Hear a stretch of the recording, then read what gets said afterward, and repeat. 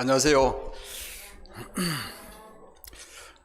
예수님에게서 섬기는 마음, 주는 마음을 배울 수 있어서 감사하고 예수님으로 인해서 누리는 크리스찬 라이프에 대해서 감사하는 성찬 말씀 감사합니다.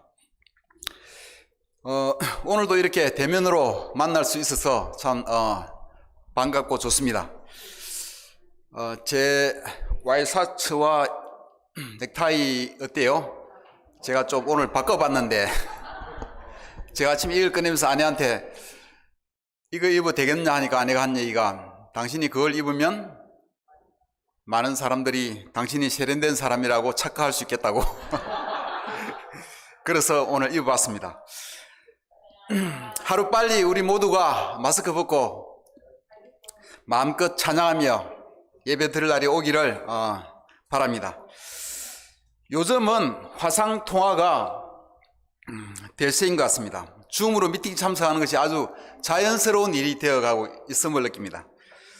그제는 제주도에 있는 우리 김도희 자매가 왔었습니다. 같이 시간 보낼 기회가 있었는데 작년에는 제주도에서 화상 줌으로 한 분이 성경 공부를 하고 말레이시아와 서울과 미국으로 있는 인터내셔널 줌으로 이렇게 성경 공부를 하고 제자가 된 한 자매가 제주도에 있습니다. 그뿐만 아니라 지금도 제주도에서는 미국, 말레이시아, 제주도를 연결하여 제자들끼리 정기적인 교제의 시간을 보내고 있다고 합니다. 서울에서는 우크라이나에 사는 한국 사람이 줌으로 서울 우리 형제들과 성경 공부를 몇 달째 계속 하고 있습니다. 어제 싱글들의 라이프톡 모임에서도 서울에 있는 사람이 초대받아서 우리 라이프톡에 참석했습니다. 코로나 시대를 맞이해서 새로운 가능성이 많이 제기되고 있는 그런 것을 볼 수 있습니다. 눈과 마음을 더 크게, 더 넓게 우리도 가져야 할 것 같습니다. 이제 거리에는 모든 꽃들이 벚꽃, 개나리, 동백꽃 등이 만발해서 저마다 자신의 아름다움을 뽐내고 있습니다. 거리의 분위기가 화사해졌습니다. 오늘 말씀의 제목은 마음이 가난한 자입니다. 포인트는 다음과 같습니다. 영적인 에베레스트, 자기를 비워서. 마태복음 5장 3절에서 12절까지를 읽겠습니다. 마태복음 5장 3절에서 12절. 마음이 가난한 사람은 복이 있다. 하늘나라가 그들의 것이다. 슬퍼하는 사람은 복이 있다. 하나님이 그들을 위로하실 것이다. 온유한 사람은 복이 있다. 그들이 땅을 차지할 것이다. 의에 줄이고 목마른 사람은 복이 있다. 그들이 배부를 것이다. 자비한 사람은 복이 있다. 하나님이 그들을 자비롭게 대하실 것이다. 마음이 깨끗한 사람은 복이 있다. 그들이 하나님을 볼 것이다. 평화를 이루는 사람은 복이 있다. 하나님이 그들을 자기의 자녀라고 부르실 것이다. 의를 위하여 박해를 받은 사람은 복이 있다. 하늘나라가 그들의 것이다. 11절. 너희가 나 때문에 모욕을 당하고 박해를 받고 터무니없는 말로 온갖 비난을 받으면 복이 있다. 너희는 기뻐하고 즐거워하여라. 하늘에서 받을 너희의 상이 크기 때문이다. 너희보다 먼저 온 예언자들도 이와 같이 박해를 받았다. 갈릴리 가버나움 부근의 작은 언덕 같은 산에서 예수님이 당신의 첫 설교를 시작하십니다. 예수님의 입에서 나온 이 설교는 산에서 행해졌다고 해서 산상설교라고 알려져 있습니다. 보물 같은 말씀이라고 해서 산상보훈이라고 하기도 하고 산상수훈이라고 또 불립니다. 마태복음 5장에서 7장까지 걸쳐있는 이 산상설교는 우리 삶에 대하여 그동안 듣지도 보지도 못한 획기적인 말씀을 전하고 있습니다. 산상설교의 첫 부분인 이 팔복 또는 구복에 관한 설교를 보면 가난하고 슬퍼하고 줄이고 목말라하고 박해받고 모욕당하고 비난받는 삶을 살라고 가르치고 있습니다. 누가 이런 삶을 살고 싶겠습니까? 우리 아이들이 이런 삶을 살지 않게 하기 위해서, 이와 반대되는 삶을 살게 하기 위해서 우리는 아이들을 학교에 보내고 학원을 보내고 공부하라고 다그치고 있습니다. 산상설교는 이 뒤로 5장, 6장, 7장으로 이어지면서 사람의 상상을 뛰어넘는 가르침을 계속하고 있습니다. 오른뺨을 맞거든 왼뺨을 돌려대어라. 누가 오리를 같이 가자 하거든 심리를 가져오라. 음욕의 눈으로 쳐다보기만 해도 간음죄를 짓는 것이다. 내 속옷을 가지려 하거든 겉옷까지 주어라. 원수를 사랑하라. 사람들이 이 가르침을 듣고 어떻게 생각했겠습니까? 이게 말이 됩니까? 정말 우리가 그렇게 살아야 하는 것입니까? 정말 이렇게 사는 것이 가능하기는 한 것입니까? 도무지 상식적으로는 받아들이기 어려운 말씀들이었습니다. First the Kingdom 이라는 책에서 보면 이 산상수훈을 성서적인 에베레스트로 표현하고 있습니다. 보통의 윤리나 종교 또는 영성에서 가르치는 것에 비해서 보면 이 부분은 영성으로 엄청나게 높이 솟아올라 있는 봉우리 같다는 거죠. 에베레스트 산만큼 높이 솟아올라 있는. 중요한 것은 우리가 이 말씀을 어떻게 생각하느냐 하는 것일 것입니다. 많은 사람들이 에베레스트 산의 그 위풍당당하고 그 아름다운 그 산을 멀리서 바라보고 감탄사를 연발하지만 정작 그 산으로 실제로 올라갈 엄두를 내는 사람은 극히 극소수에 불과합니다. 몇 년 전에 서울의 베이노 목사를 비롯해서 서울의 형제 5명이 히말라야를 다녀온 적은 있습니다. 히말라야 코스가 있어요. 베이노 목사 일행은 에베레스트 산이 8,850m쯤 돼요. 근데 이제 서울 우리 베이노 목사 일행은 한 3,000m 정도까지 올라와서 그때까지 3,000m 정도까지 등반했다고 합니다. 고산병 때문에 고생한 형제들도 있어요. 자기가 갈 수도 막 가다 보면 나중에 굉장히 큰 고생을 한대요. 이 산상 설교는 예수님께서 군중들에게 말씀하신 것이 아니라 제자들만 몇몇 모아 불러놓고 말씀하신 것이기 때문에 이것은 예수님의 직접 제자들인 사도들 정도에만 해당되는 말씀이 아닐까 하고 해석하는 사람도 있습니다. 또 가톨릭에서는 이것은 수도사들만 지켜도 되지 않을까, 그런 수도사급들만 지키면 된다고 해석하기도 했다고 합니다. 또 어떤 사람들은 우리 모두가 지켜야 할 기준임에는 동의하더라도 베드로도, 예수님이 수제자인 베드로도 얼마나 많이 넘어졌는가, 우리가 완전하지 않기에 그저 우리는 최선만 다하면 된다 하는 생각으로 마음 편히 원하는 대로 사는 사람도 많이 있습니다. 그러나 7장에서 산상설교를 마치면서 예수님은 반석 위에 지은 집과 모래 위에 지은 집을 비유하면서 말씀을 실천할 것을 강조하고 있습니다.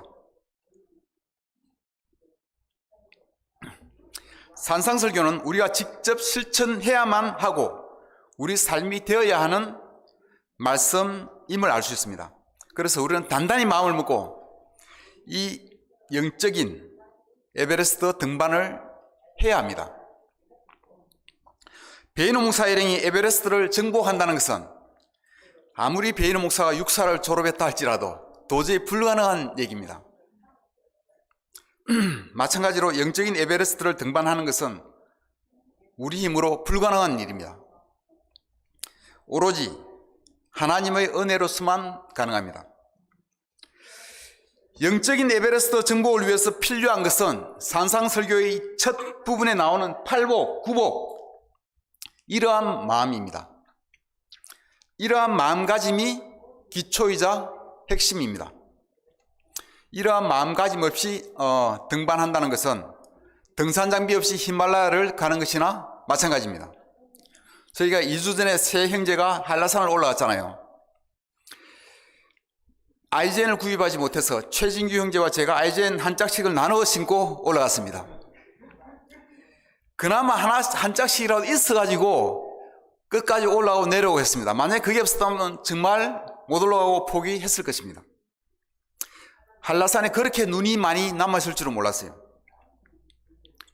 우리가 준비를 해야 등반을 성공할 수 있습니다.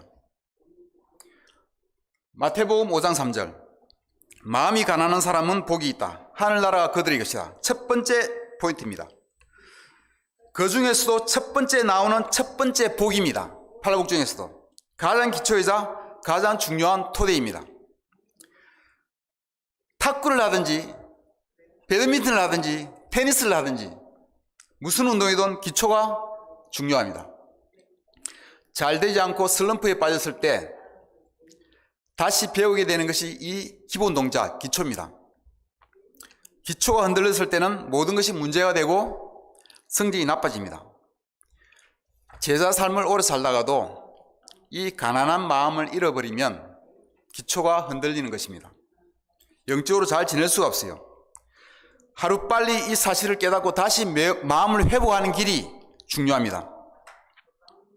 예수님이 광야에서 40일 금식하셨을 때 배가 많이 고프셨을 것입니다. 요즘 저희가 잃어버린 사람을 찾아 구원하는 일을 위해서 교회가 같이 기도하고 금식하고 있습니다. 요즘 하나님께서 저희 기도에 응답하고 계심을 많이 느낍니다. 성경 공부들이 잘 진행되고 있고 새로운 방문자들이 교회 모임에 오고 있습니다.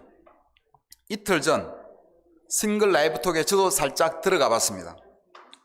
4명의 방문자들이 왔었습니다. 모두 준수한 사람들이었고 얘기도 잘하였습니다. 우리 문명수 형제가 비디오 클립들과 사진 등 충분한 자료를 활용하여 젊은 감각으로 잘 인도하는 것을 보았습니다. 하여간 저는 저희가 금식할 때 저는 한 달에 한 번 24시간 금식을 하며 같이 조인하고 있습니다. 사실상 두 끼 금식입니다. 그런데도 배가 무지하게 고파요. 24시간이 지나고 식사를 할 때면 그렇게 맛있고 감사할 수가 없습니다. 먹고 마실 수 있다는 게 얼마나 큰 행복인지 잘 그때 느끼게 됩니다. 그런데 산상설교 말씀에서는 마음이 가난한 자가 복이 있다라고 되어 있습니다. 마음이 가난하다는 것은 그만큼 필요가 많이 있다는 것입니다. 도움이 필요한 상태를 얘기합니다. 나는 죄인이며 나는 부족하며 나는 할 수 없다는 것을 인정하고 도움이 필요하여 도움을 구하는 상태를 얘기하는 것입니다. 목마른 사슴이 시냇물을 찾아 갈망하듯이 하나님에 대한 목마름을 느낀다면 그것이 바로 가난한 마음일 것입니다. 여러분은 요즘 마음이 어떻습니까? 부자입니까? 아니면 가난합니까? 누가복음 18장 10절에서 14절까지입니다.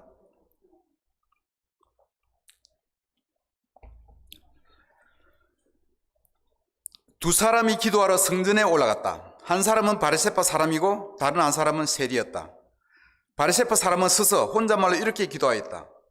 하나님 감사합니다. 나는 남의 것을 빼앗는 자나 불의한 자나 간음하는 자와 같은 다른 사람들과 같지 않으며 더구나 이 세리와는 같지 않습니다. 나는 일에 2번씩 금식하고 내 모든 소득의 11조를 바칩니다. 그런데 세리는 멀찍이 서서 하늘을 우러러볼 엄두도 못 내고 가슴을 치며 아 하나님 이 죄인에게 자비를 베풀어 주십시오 하고 말하였다.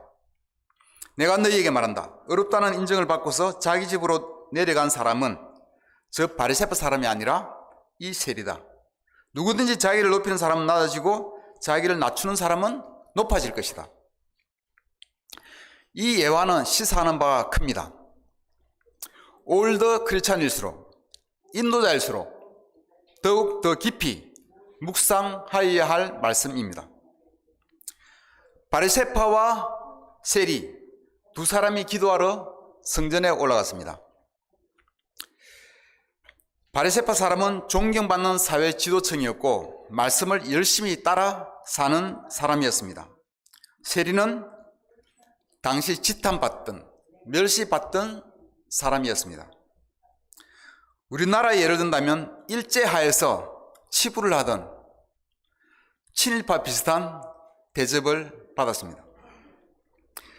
바리새파 사람은 인도자였고 세리는 그 인도자의 가르침과 설교를 들어야 할 사람이었습니다.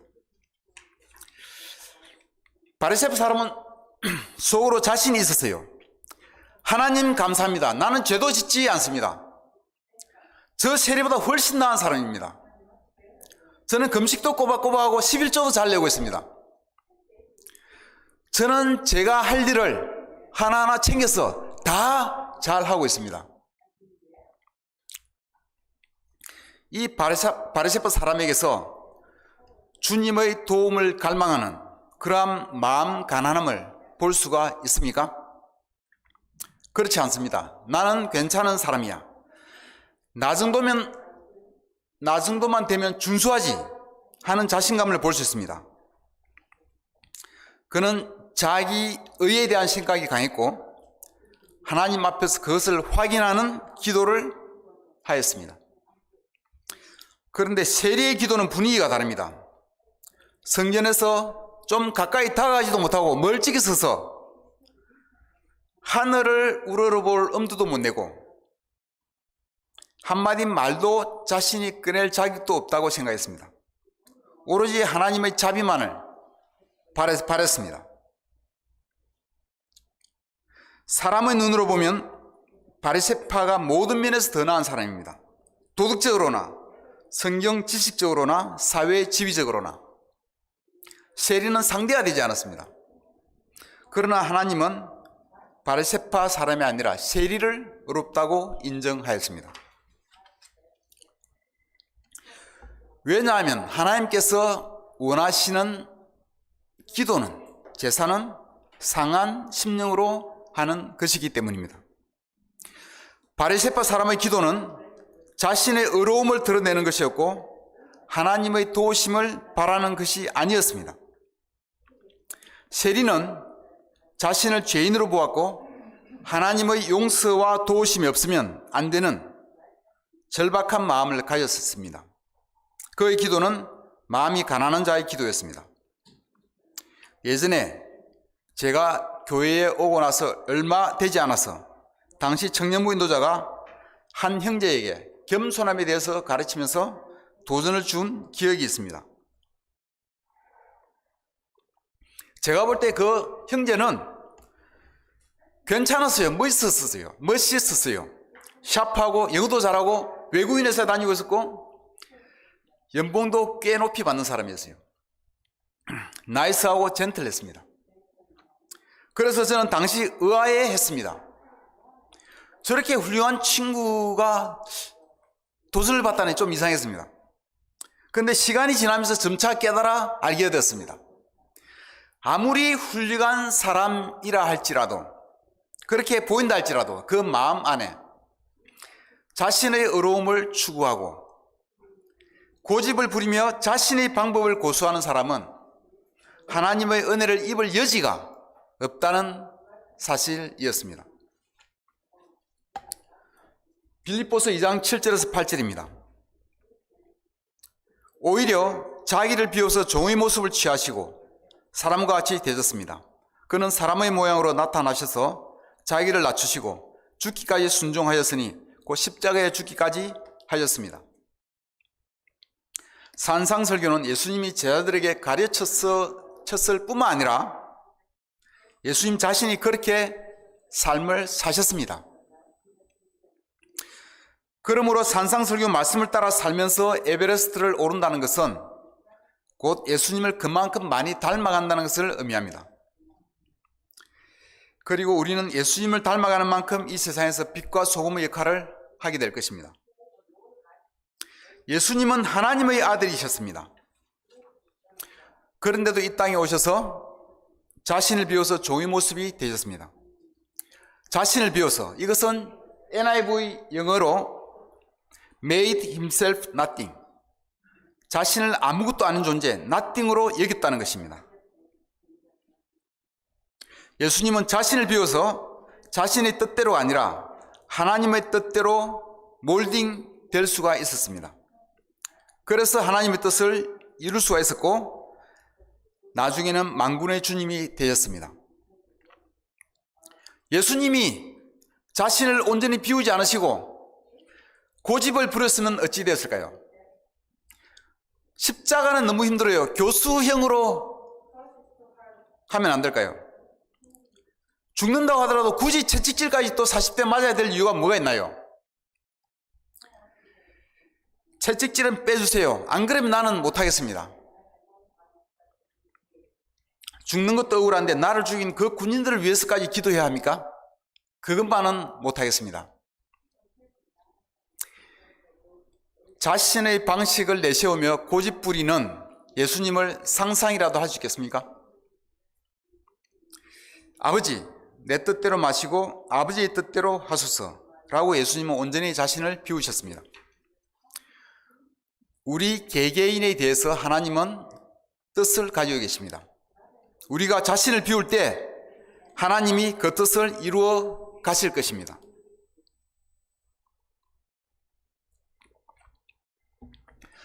며칠 전 저희 집에서는 창피한 일이 있었습니다. 매주 월요일 밤 10시에는 저희는 가족 예배 시간을 갖습니다. 저는 지난 월요일 밤 10시 직전에 제가 했던 다른 줌 미팅을 끝내고 시간에 쫓겨 줌으로 아들을 부르고 아내와 아이들을 불러 모았습니다. 모이자. 아내는 하던 일이 있어 5분만 기다려달라고 이야기했고 딸은 세수하며 오겠다고 화장실로 들어갔습니다. 아들은 화상으로 들어와서 기다리고 있었습니다. 처음부터 산만했어요. 그런데 다 모이자마자 사소한 일로 딸이 엄마에게 소리쳤습니다. 얼마 안 가서 아들과 딸이 또 말싸움이 붙어서 소란스러워지고 공격하는 말들이 난무했습니다. 도저히 제가 제어할 수가 없었습니다. 아내는 아내대로 나를 책망했고 저는 제대로 아내를 나무랬습니다. 예배를 드릴 분위기가 안 되어 그냥 마무리할 수밖에 없었습니다. 저는 아들과 줌 통화를 하면서 차분히 수습을 했습니다. 또 자기 침대에서 울고 있는 딸에게도 가서 한참을 이야기하고 또 마무리를 했습니다. 침대에 누워서 아내와 한참 이야기하고 그러고는 잠을 청하였습니다. 마음에 여러 가지 감정이 밀려왔지만 한 가지 분명한 확신이 들었습니다. 겸손해야겠구나. 나는 정말 아무것도 아니구나. 다음날 하나님과 시간 보내고 기도할 때 하나님은 제게 영적인 영감을 주시면서 제가 더욱더 잘 깨닫게 해 주셨습니다.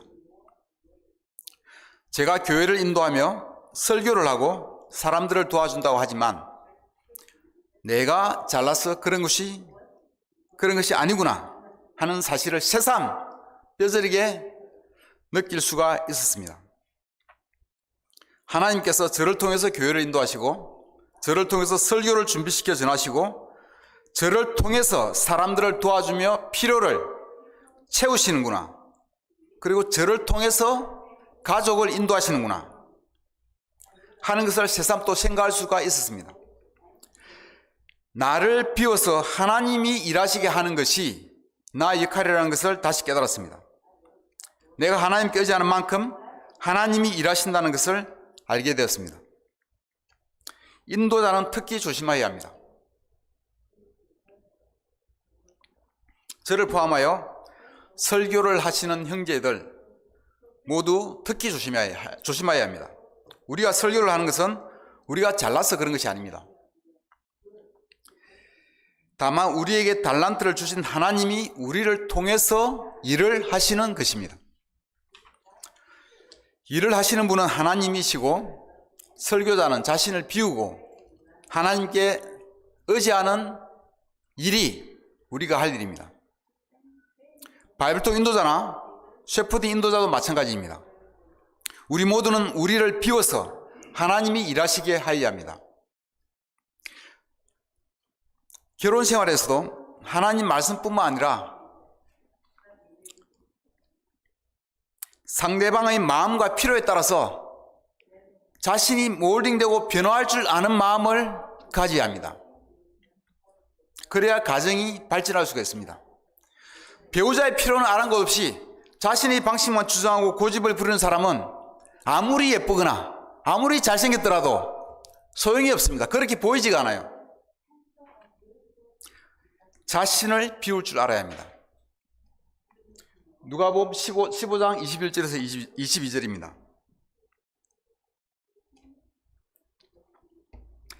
아들이 아버지에게 말하였다. 아버지, 내가 하늘과 아버지 앞에 죄를 지었습니다. 이제부터 나는 아버지의 아들이라고 불릴 자격이 없습니다. 그러나 아버지는 종들에게 말하였다. 어서 가장 좋은 옷을 꺼내서 그에게 입히고 손에 반지를 끼우고 발에 신을 신겨라. 돌아온 당자는 처음에 아버지로부터 독립하고 싶어서 재산을 받아 멀리 아버지를 떠나 마음대로 살았습니다. 아이들은 모두 독립을 하고 싶어 합니다. 내가 알아서 할게. 마음대로 하고 싶어 합니다. 이제 7월이면 제 아들은 군대 갑니다. 8월이면 제 딸이 미국으로 갑니다. 우리는 완전히 empty nest가 됩니다. 그들이 독립을 원하는 만큼 우리도 독립하기를 소망하고 있습니다. 우리 모두는 어른이고 아이고 할 것 없이 자기 방식대로 살고 싶어 합니다. 탕자는 독립을 원하여 나가서 살았지만 재산을 탕진하고 대위 치는 일을 하며 고생하게 됩니다. 돼지 먹이인 쥐엄나무 열매도 제대로 못 먹을 정도로 굶주림에 허덕이게 되자 정신을 차립니다. 마음이 깨어지고 상한 심령으로 자신의 잘못을 뼈저리게 뉘우치며 아버지에게 돌아옵니다. 제가 하늘과 아버지 앞에서 죄를 지었습니다. 저는 아버지의 아들이라고 불릴 자격이 없습니다. 다만 품꾼으로라도 써주십시오. 그는 낮아졌고 자신을 비웠습니다. 감히 아버지의 아들이 될 자격도 없다고 생각했습니다. 자신의 힘으로 자기의 인생을 자기 방식대로 하겠다는 생각도 독립하겠다는 생각도 다 사라졌습니다. 그렇게 돌아왔을 때 아버지는 그를 따뜻하게 맞았고 그는 다시 부자 아버지의 아들이 되었습니다. 우리는 모두 이 작은 아들과 같은 마음을 가지고 있습니다. 독립하여 내 힘으로 내 마음대로 하고 싶어 합니다. 내가 무엇인가를 결정하고 내가 열심히 해서 나의 영광을 추구하고 싶어 합니다. 그런 마음들이 자신도 모르게 우리 마음속 깊이 숨어 있습니다. 이 숨어 있는 마음은 내가 굶주릴 때, 내 마음이 가난할 때는 사라졌다가 내가 풍족해지면 다시 나타납니다. 그것을 반복합니다. 그래서 하나님은 이스라엘 백성이 가나안 땅에 들어가서 등 따뜻하고 배부를 때 조심하라고 미리 경고하시기도 했습니다. 요한복음 15장 5절입니다. 나는 포도나무요 너희는 가지이다. 사람이 내 안에 머물러 있고 내가 그 안에 머물러 있으면 그는 많은 열매를 맺는다. 너희는 나를 떠나서는 아무것도 할 수 없다.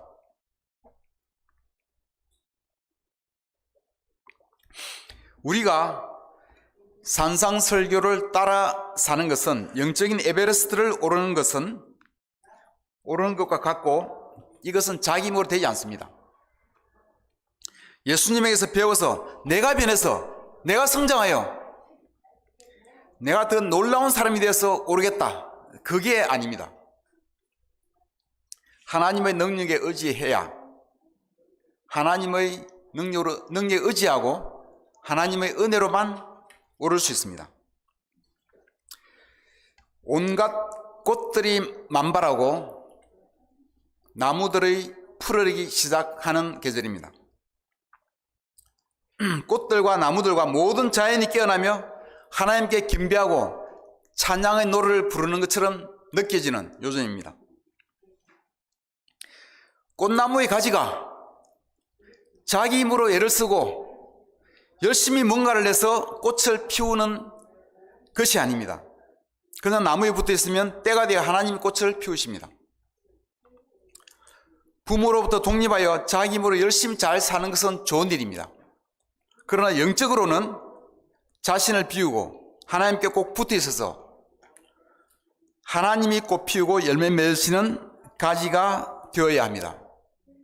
자기 어려움을 추구하지 말고 자기 힘으로 이루려고도 하지 말고 나무에 꼭 붙어서 대자연과 더불어 하나님을 찬양하는 삶을 함께 살기를 바랍니다. 아멘. 마치겠습니다.